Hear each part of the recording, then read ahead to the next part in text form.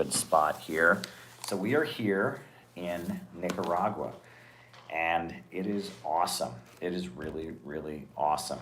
And wow, we've got a lot to talk about tonight.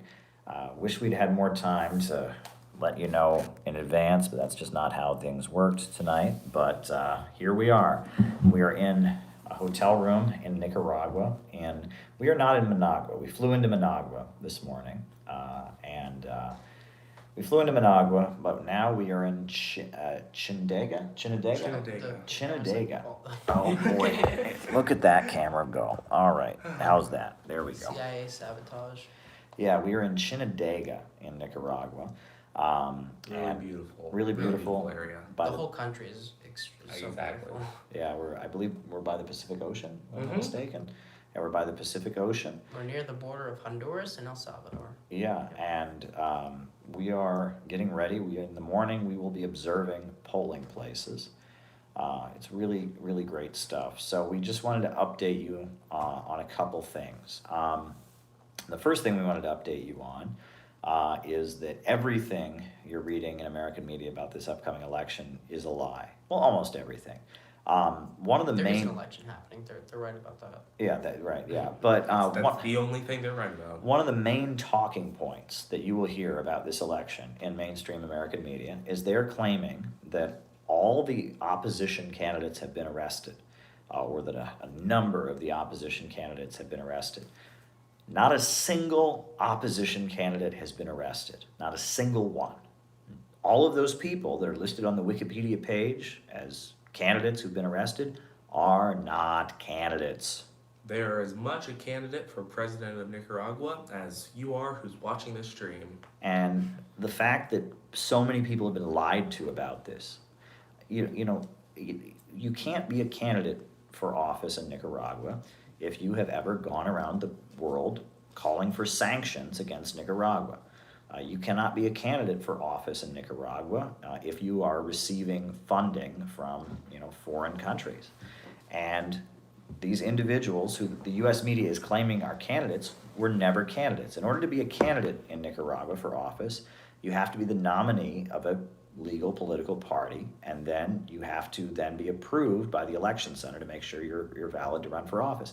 Not a single one of these people that have been arrested, not a single one of them are actually valid candidates for office. Not a single one of them, right? These are, after the 2018 events, after the election in 2018, there was a lot of rioting and unrest, and there was some violence in 2018. And so in response to that, they passed some strict laws. And they said that you're not allowed to go around the country, go around the world calling for sanctions against Nicaragua. But it's important to note, though, that this initial law was based off of one put into place by the opposition when they were in power. Yeah. So this is only reinforcing something that was put in by the opposition decades ago. So it's not even the Sandinistas trying to pull a fast one. Yeah, the whole thing is, the whole narrative we have around this election is ridiculous. The main opposition candidate, one of the reasons that she's basically never been allowed to be a candidate, she never was allowed to participate, and that she was arrested, was because she was getting funding from the United States, and when she was audited for getting this funding from the United States, at the time that she was audited for getting that funding, goodness gracious, folks, we're gonna have to shake you up here a little bit. At the time the time that she was being audited, they found $7 million in her finances that was unaccounted for. $7 million was unaccounted for. What was her excuse? And $7 million was unaccounted for in her finances. Basically, when asked about it, she said in response to being asked about this funding, she said the USAID had no problem with it. That was blatant. We all this talk in U.S. media. I'm trying to prop up the camera here. Put that up on the corner. All this talk in U.S. media. We're just trying to get the camera to stay up here. Sorry about that. See, then it's in the shot. All this talk in U.S. media about foreign meddling and foreign intervention in the elections.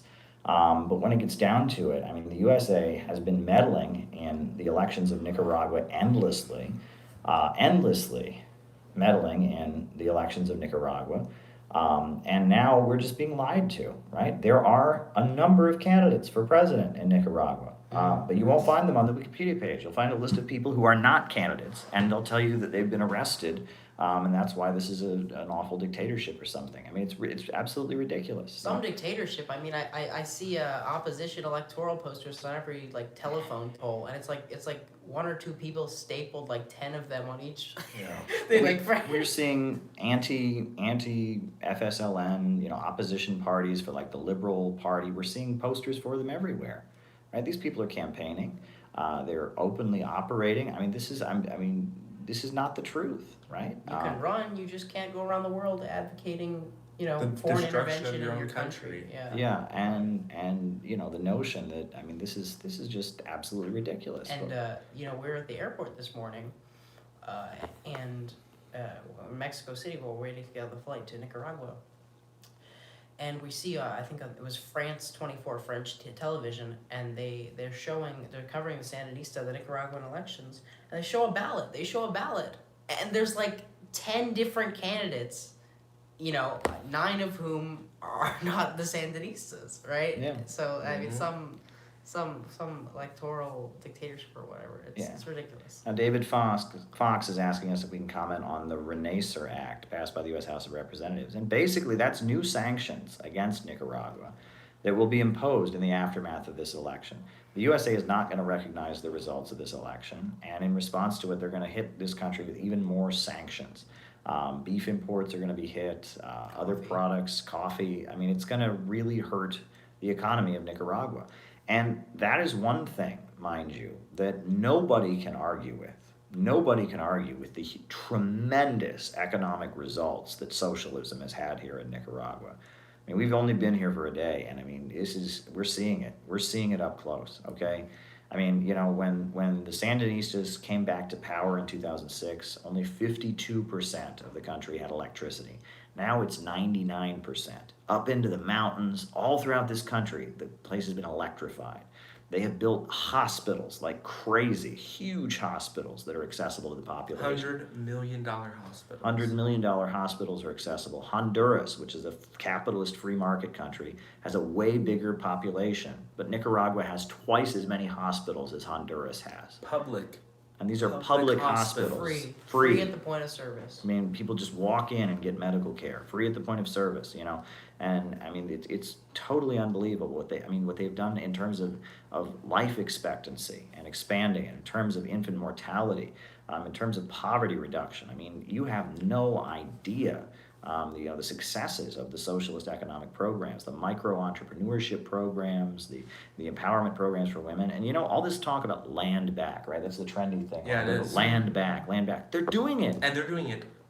It's unbelievable how well they're doing it. They're giving people who rent the place that they live, they're giving it to them. They're giving them the deeds to the land that they live on. That's one of their programs, is giving people ownership of their homes. Interest free. And to the women, the mother of the household, if it's a family. Yeah, because the mother receives the title, yeah, not the husband, which is. Yeah, and of course, all these land-back liberals, are they supporting the Sandinistas? No, of course not. No, that's not woke enough. I mean, But the Sandinistas are supporting the indigenous people of Nicaragua, and the indigenous people of Nicaragua are supporting the Sandinistas. Yeah, and I mean, in big numbers. I mean, it's just, you have no idea how much you have been lied to about Nicaragua. I mean, it is just really unbelievable how much you have been lied to about it. But another thing I wanted to talk about, right, now that we've talked about some of what we've seen here and just how much you've been lied to, and we're going to be documenting this. We've got a lot of video and a lot of pictures already. Internet access, it's not like we can upload from the middle of the street, so it's like, we're in the hotel, and so, we'll be posting a lot when we come back. We get a lot of video. We're going to get a lot of video tomorrow when we go to polling places and afterwards, but we're going to talk about a lot of different things. But, one thing we want to talk about, we almost didn't get here, right? Now, we had an issue with a COVID test that took place, and that was an issue, and so when we got on the plane in Mexico City, we weren't allowed to change planes, but then we went, all three of us got new COVID tests. Yep, waited 2 days. Okay, we got our new COVID tests. We then went to the airport with our new COVID tests, presented them to the airline, Aeromexico. We presented them with our new COVID tests, and then we received an email from the supervisor of Aeromexico that we were approved. We were approved to come into Nicaragua. And then we went to the airport and we went over to the part of the airport that was, that was to go to Managua.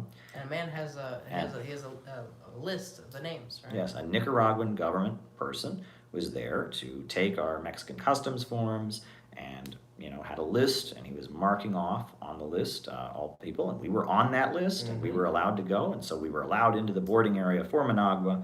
So we're all ready to go to Managua, and we're in the line, and people are getting on the plane, and next, and they get up to us, and they put our boarding passes into the machine, and they're like, no, you can't get on the plane. You know what they tell us? They tell us the Nicaraguan government said it didn't approve us. They say Aeromexico is fine, but the Nicaraguan government says we can't come. They're telling us that, the Nicaraguan government says you can't come. And we said, well, that's really weird, because we have been on the phone with the foreign ministry, and we provided everything and all of that. And they're saying, no, we want you to go. It's the Nicaraguan government just says you can't come. So then I'm panicking, and I'm on the phone with the foreign ministry because we've been waiting 2 days to get here.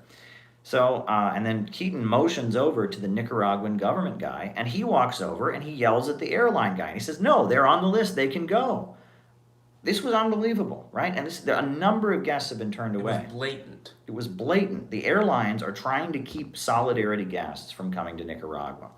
It was unbelievable. We had that issue that delayed us for 2 days, and then to see the airline just lying to us, basically. And if we hadn't been able to call the guy over, and basically force them to let us on the plane, they would have blocked us from boarding the plane. Yep. And I mean, it was really shocking to see, like, they are really trying to stop us people from doing what we're doing right now, streaming.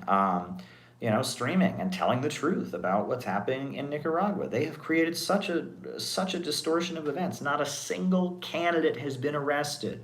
Some people who got arrested for crimes like lobbying to put sanctions on their own country and getting funding from the United States to set up troll farms to destabilize this country. After they got arrested, they declared they were candidates. They're not candidates. All these people that you see on the Wikipedia page for the Nicaraguan elections that are considered to be candidates are not candidates. I mean, it's just shocking. No, Gil, I think I figured out how they did it for the Wikipedia page. They went to everybody who, has committed a crime in the last 6 months, and they asked them, when you were a kid, did you ever want to be president? If they answered yes, they marked them as a candidate on the Wikipedia page, and they put arrested next to it. Not a single candidate has been arrested. Next time anyone says, I heard the election they had in Nicaragua wasn't a real election, they arrested all the opposition candidates. You say, not a single candidate has been been arrested. In order to be a candidate for Nicaraguan, presidency, you have to get approved by the elections agency, and you have to be nominated by an actual political party. None of these people were nominated by an actual political party, and none of them were approved by the election agency. So not a single candidate has been arrested. That's malarkey. When U.S. media says that, they're just lying to you. And it's really unbelievable how blatantly they lie. I've heard this everywhere. All the opposition candidates have been arrested. It's on the Wikipedia page. It's all over these places. It's not the truth. We're here. We are talking to government officials. This is not the truth, right? We see posters for the real opposition candidates from the Liberal Party and other parties. We see posters for them.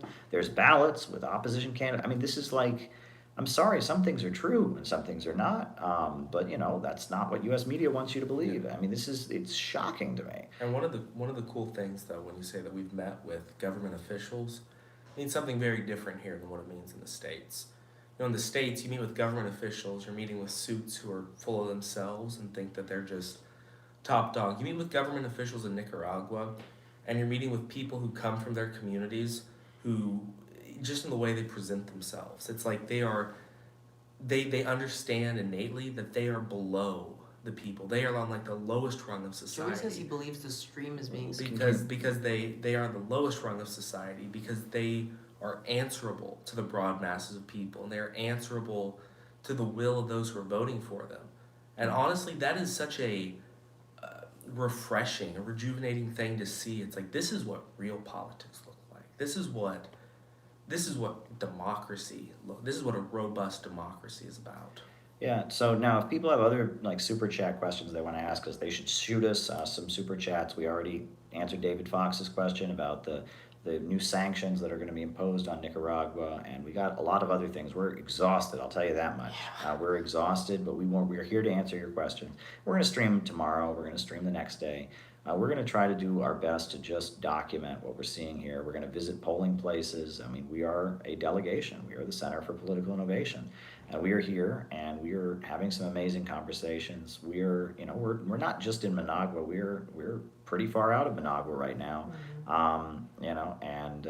Yeah, that's Drove for who knows how long on a bus. yeah. We're here to answer your questions. So I mean, is there anything else people would want to hear about, etc.?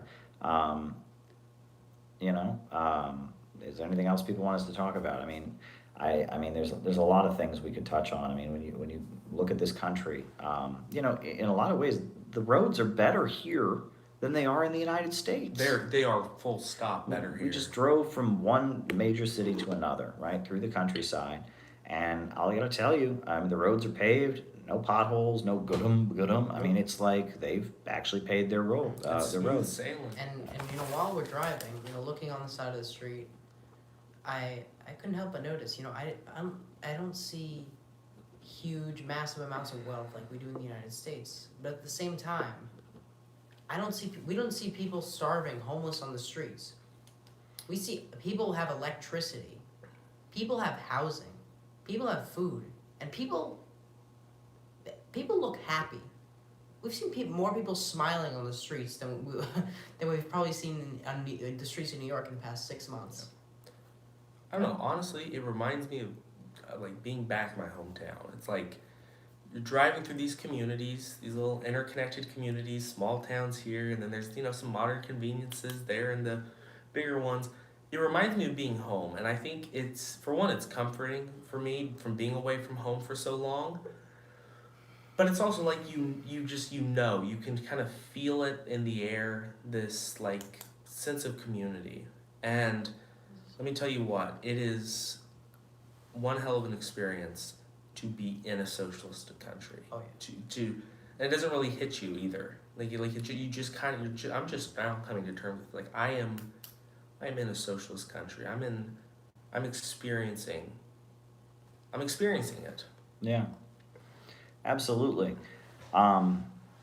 And I think we're doing it a little bit differently tonight. We're just going to kind of keep doing this as we're doing it. So we got 2 super chats. One of them I just have to answer right now. I just have to answer this question right now because, with all due respect to the person who asked it, he said, what do they say about people coming to the Americas in caravans? Be safe, Caleb. People aren't coming to the United States in caravans from Nicaragua. People are coming to the United States in caravans from Honduras, a free market capitalist country. People are coming to the United States in caravans from Guatemala, a free market capitalist country. Okay? That's where people are coming to the United States in caravans from. Okay? People here don't want to leave, right? The economy here is very good. People have seen huge increases in their living standards. They had a socialist president and he was toppled by Hillary Clinton's State Department coup. Guatemala's had a string of U.S.-backed authoritarian regimes and free markets and all that. But this is Nicaragua. This is where the Sandinistas are in power, where the slogan is Christianity, socialism, and solidarity, where they have a network of citizens' power councils, where they're investing in the population, where they're raising the educational level of people, where they've wiped out illiteracy, they've electrified the country, they're giving people ownership of the land that they live on. The person who thinks that people are fleeing Nicaragua in caravans, you're just wrong. They're fleeing the capitalist countries near here. Not all of Central America is the same. They did do a correction. They didn't mean coming from Nicaragua, just coming to America. Oh, well, we have talked about that. And, we've talked about, our vision from the Center for Political Innovation for the SandinoZapata Economic Corridor. We have many copies of our Jesus is a Socialist book that we've been distributing to people, this is in terms of this region, this is one of the safer places, and the opposition, you get this image in U.S. media that is just blatantly wrong, right? The U.S. leaders love the authoritarian regime of Guatemala, and they love the government of Honduras that has the highest murder rate in the Western world, I think in the world, right? I mean, but the government here that's actually raising its people out of poverty, actually building a productive economy, investing in the population with a micro entrepreneurship program, with a state-run bank. They have a central bank here that loans credit strategically to raise people out of poverty, etc. They're doing amazing things. All right. What is socialism in Latin America? All right. Okay, what do socialists in Latin America get right about indigenous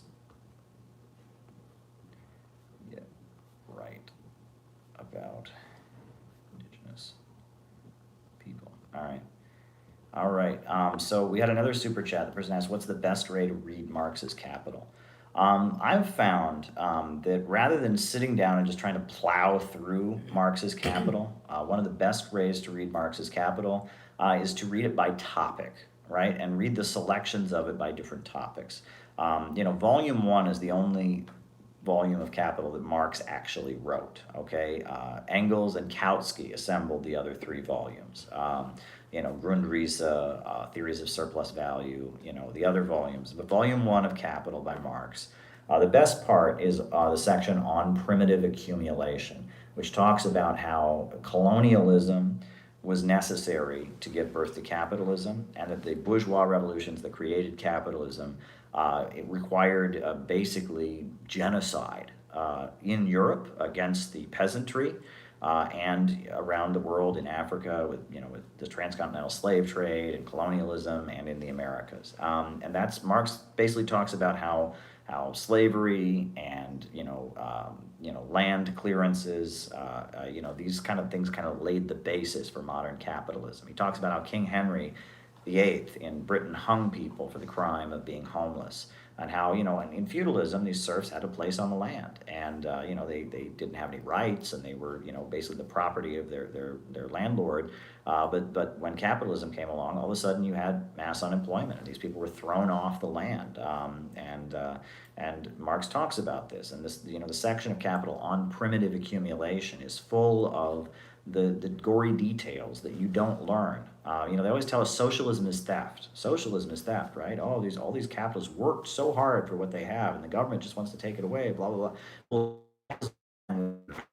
theft with the forcible seizure of the land, with the forcible seizure of the colonies, with the clearances and the genocide.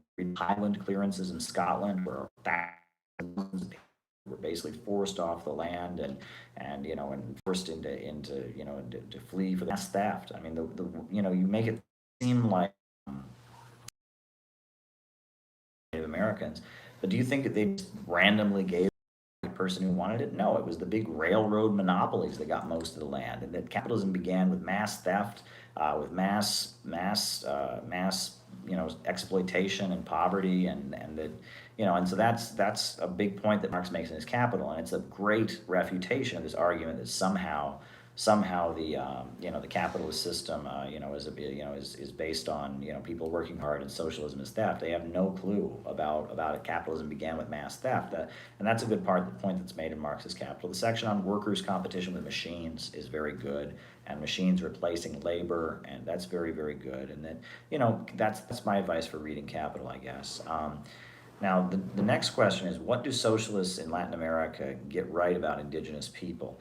Well, I think a big thing here, and they've emphasized this, but we're gonna be visiting and chatting with some indigenous folks, so we're gonna hear their side of the story, so we'll be more informed. But a big thing has been giving these tribes autonomy and letting them control their own areas, right? Recognizing their right to self-determination. And that's been a big part of what the socialists here have done, is they've granted tribal autonomy. And that's a big part of it, and that there's a lot of regions here where indigenous tribes do have sovereignty and control. Ramiro Funes talks about in his documentary, in order to go into certain indigenous areas, you need a special visa from the indigenous tribe, even though you're going within Nicaragua. That's how much autonomy the indigenous groups have here, and that there has been a huge effort to try and to ensure the rights of indigenous people, and that the way that these arguments that somehow the Sandinistas are oppressing indigenous people, the way these arguments are framed, it just vastly misrepresents the reality of the situation here. That the majority of the indigenous folks here tend to support the Sandinistas because they're the ones that brought electricity to their communities. They're the ones that built hospitals so their people could go to the hospital when they're sick, and that there are certain religious fanatics among the indigenous people who don't like the Sandinistas, and they get a lot of play in American media. But they don't represent, the population of the country. There are many indigenous people here, many people of indigenous heritage, many indigenous organizations, many different ethnic groups, and that the ones that U.S. media chooses to highlight for its own political reasons, those groups don't represent the people overall. And that's a really important point that needs to be made. But we're so glad that we finally got here. Aren't we glad, guys? That Oh we got my goodness, yes. I mean, The moment we took off, it was like, wow. Like we did not let out a sigh of relief until we were 10 feet off the 10 ground. feet off the ground. Even while we got on the plane, while we were in line to take off, we were just like, well, they could, we could worried someone could just come on the plane and be like, oh. Yeah. I mean, it was really terrifying to see how, and the whole point was to demoralize you, right? The whole point was to basically get you to go, well, you know what, it's too much work, we're just going to go home. That was the whole idea. We weren't going to do that, right? I mean, we didn't fundraise, the money that we've raised from so many generous donors. We didn't fundraise that money to just go to Mexico City and be like, oh, well, they don't want to let us on. No, we fought. We fought to get on that plane. We fought with the Aeromexico. We demanded they take our COVID tests. Up until the last minute, they were doing everything they could to keep us from getting on this plane. It was terrifying. It was utterly terrifying. We had to spend money on a hotel in Mexico City, and we had to buy COVID tests at the Mexico City airport, but we were going to Nicaragua, right? We didn't get on that plane at JFK and go all the way to Mexico City and hang out in a hotel for 2 days to just turn around and go home. We were gonna get to Nicaragua, and we did, and we got to Nicaragua, and we're here, and the whole world is gonna see what we see here, and we're not gonna let U.S. media get away with the lies, right? I mean, think about how much of our tax money in the United States has been spent on, terrorizing Nicaragua, funding the Contras in the 80s and the terrorists, and then funding these opposition groups. And you think about how, YouTube and Facebook have been taking down pro-Sandinista accounts left and right. Did you see that? I mean, it's unbelievable. They've been taking down pro-Sandinista social media accounts, and they're just doing everything they can to try and silence this country. Well, I want the viewers to think about something that you said earlier about the trip. Mm-hmm. Yes, we're the three here from the CPI in person giving the support, but we wouldn't be here if it wasn't for folks like you. We wouldn't be in Nicaragua right now if it wasn't for generous donors, and if it wasn't for the great community that we have making the live streams possible and sharing out the videos and defending CPI and defending Caleb, myself, and Lily against lies and against slander. And so just as much as us being here is showing solidarity, you folks watching this stream and sending us super chats and donations, you're helping Nicaragua. Yeah, and we wouldn't, in addition to that, building off what you just said, we wouldn't be here if it weren't for you. If we were just three individuals, we wouldn't be here. We represent an organization. We represent CPI, and many of you are in CPI or involved with CPI. We're representing more than just ourselves here, and we're here on behalf of more than just ourselves. And we're going to do our best to give you as many updates as we possibly can throughout this trip. It won't necessarily be easy because of different complications, but we're going to do our best to give you every update, post every picture. We're going to take a lot of video while we're here that we'll edit when we get back, but we're going to post stuff while we're here. We're going to stream while we're here. There's a lot of things people need to hear. People need to see what's going on here. People need to see that socialism works. Socialism is a successful system. We need to get back to that notion that the government should serve the people, right? The government has an obligation to improve the lives of the population. And here they believe that. They believe the government has an obligation to care for the people, and the results have been tremendous, right? They have had big successes with that.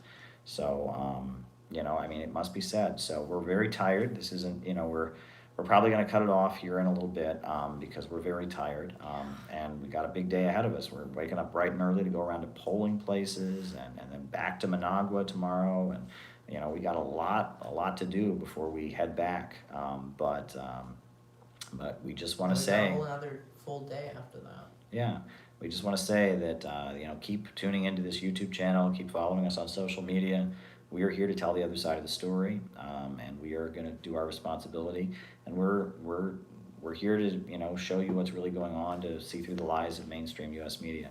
So thank you, everybody. I just wanted to give you an update. We made it. We're here. We're seeing socialism firsthand. We're having amazing conversations. We're in an amazing country. We're not just hanging out in the Capitol. We're all around the country, and yes, we are going to do our best to learn from this experience, to study it, to educate ourselves, to engage with people, to document our experiences here. So thank you for tuning in, and we'll be updating you again very soon. Thanks again. Yep.